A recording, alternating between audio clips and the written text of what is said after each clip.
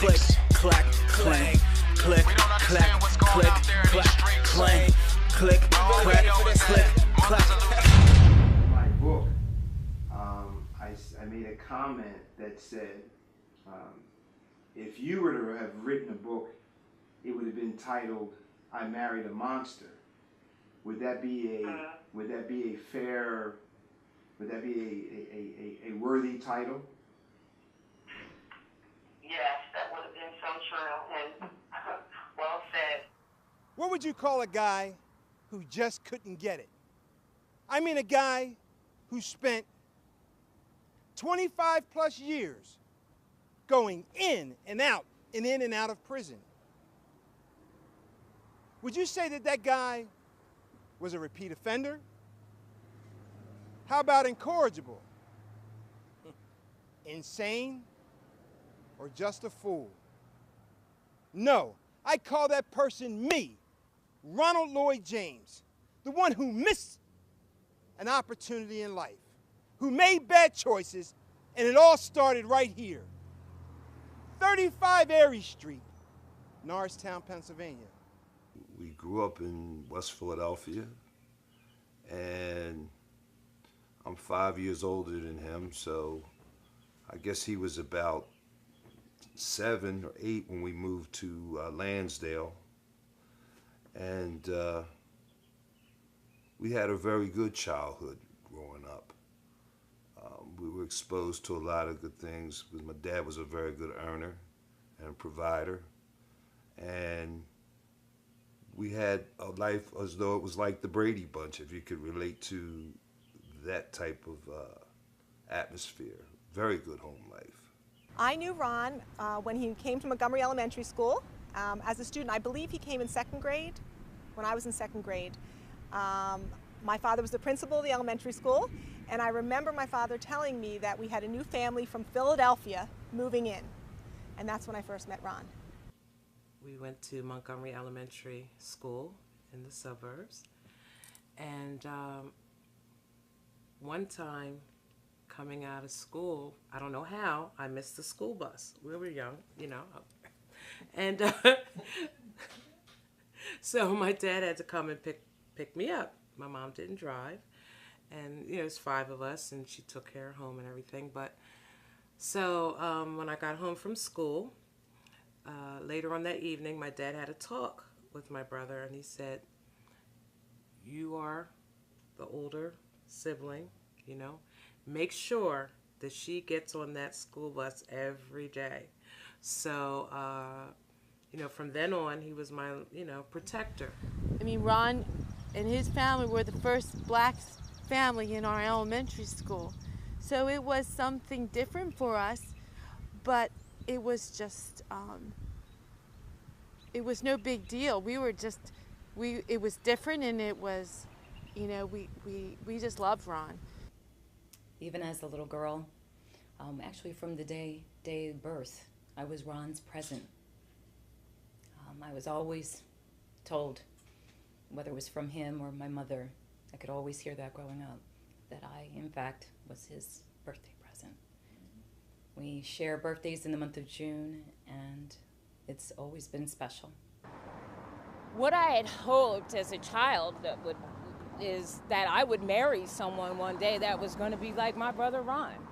I wanted him handsome, and I wanted him smelling good and dressing nice and wanting to take care, because he was very thoughtful, as I said to all the family and to everybody. I wanted a thoughtful man like that in my life. I wanted somebody that was like my brother Ron. Well, there's a lot on the dark side.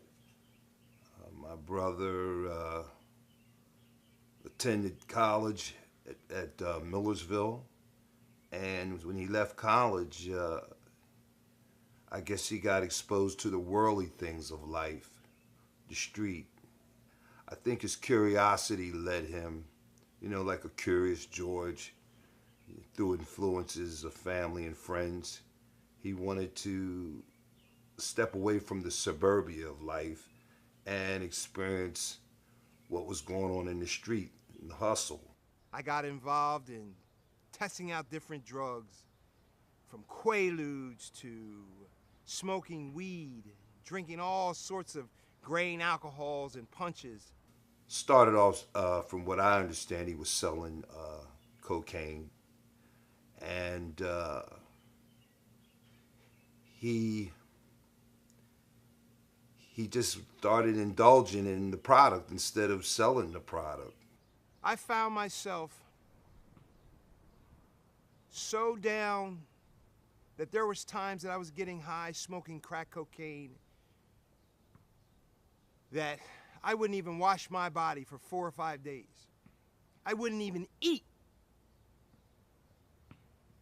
All I was concerned about, or all I was consumed with, was self and pleasing myself and giving myself another high.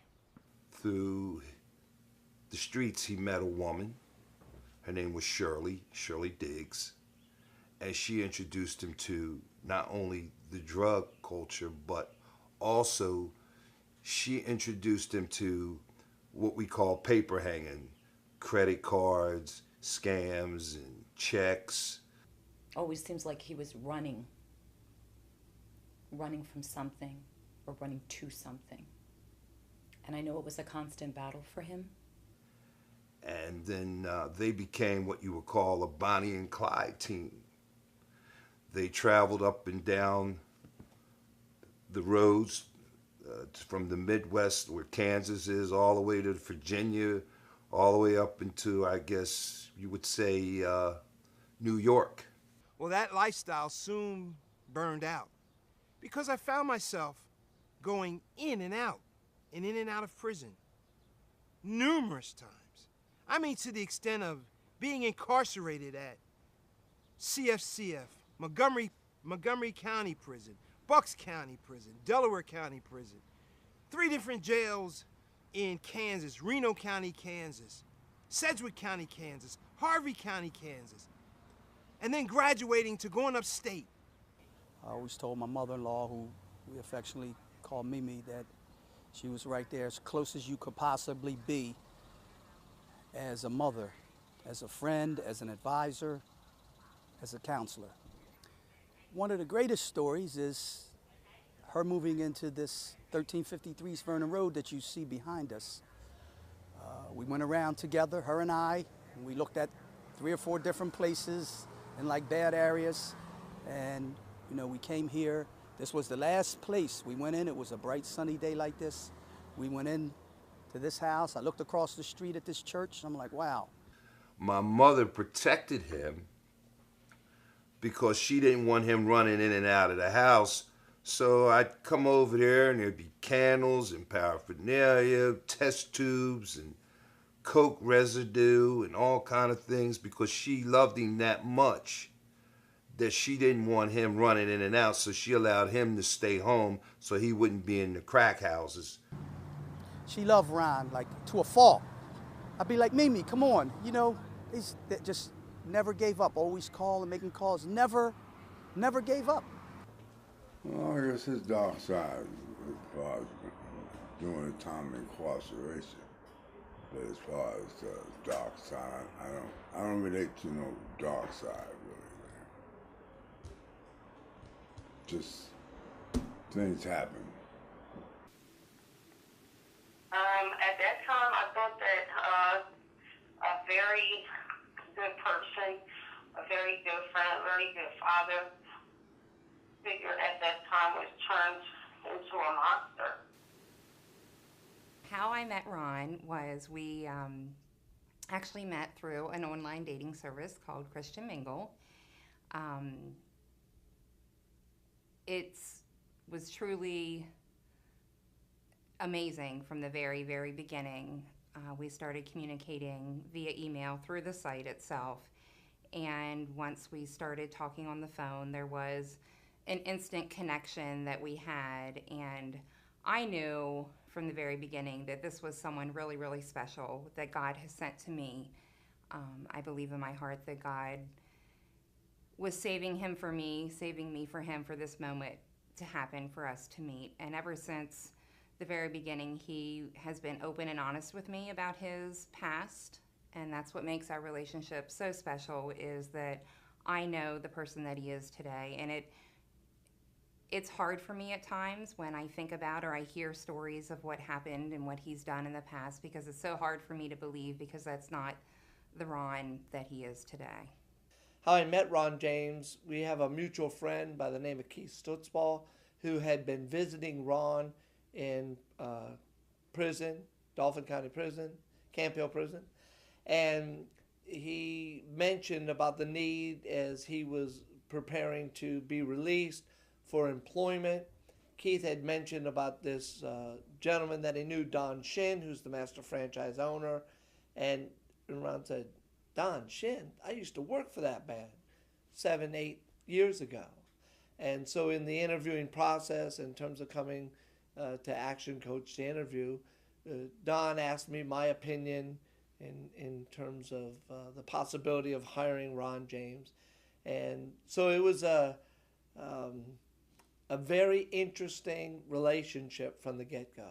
We had talked about being in prison and people and different situations for probably an hour.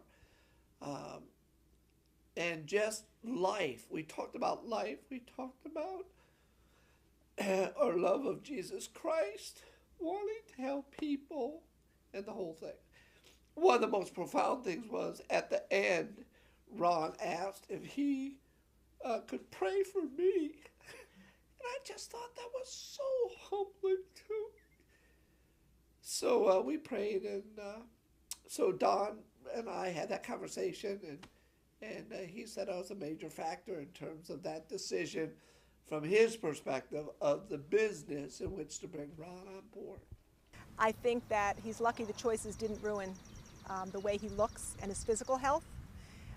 Obviously it affected his mental health, but I think writing this book, talking about his experiences and hopefully sharing it with everybody else is going to be therapeutic for him.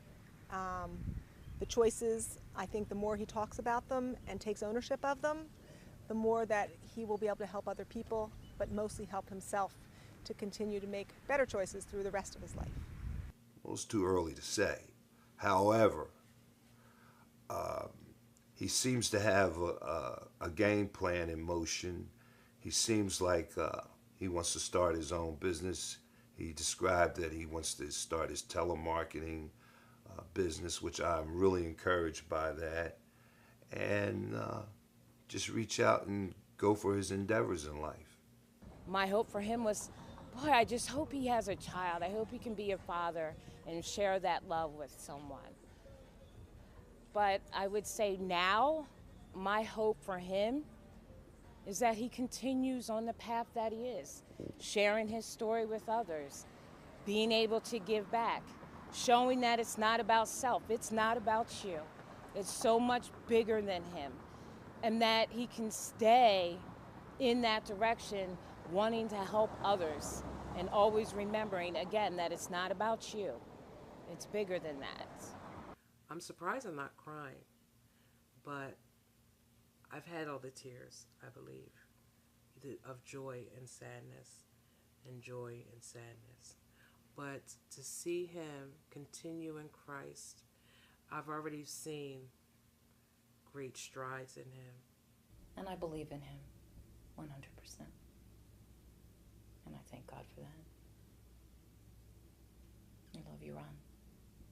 He's a great example for a lot of people out there who are going through any kind of challenging time, that just sitting back and making the right choice can really make a big difference in your life. So my hope is that we continue spreading the word and sharing with other people the message of choices. Having his family one day, doing what he's about. Is there anything specifically that you would want to share, or you would want to share with the world about your son? I say he's great. And in your mind, what makes Ron great? He's about having his own way. Sometimes a little too much. The choices that you make to get in prison are phenomenal and can be very simple, and your life can change just like that.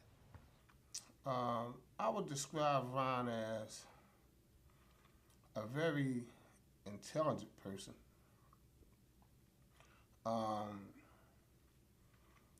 That took a bad turn as far as his drug addiction go. But other than that, he's been a very resilient guy as far as bouncing back from making various mistakes and trying to get back on track. And you know, so a lot of times that we have a tendency to judge people on how, you know, they might fall, but we don't realize to judge the people on how they also been able to come back.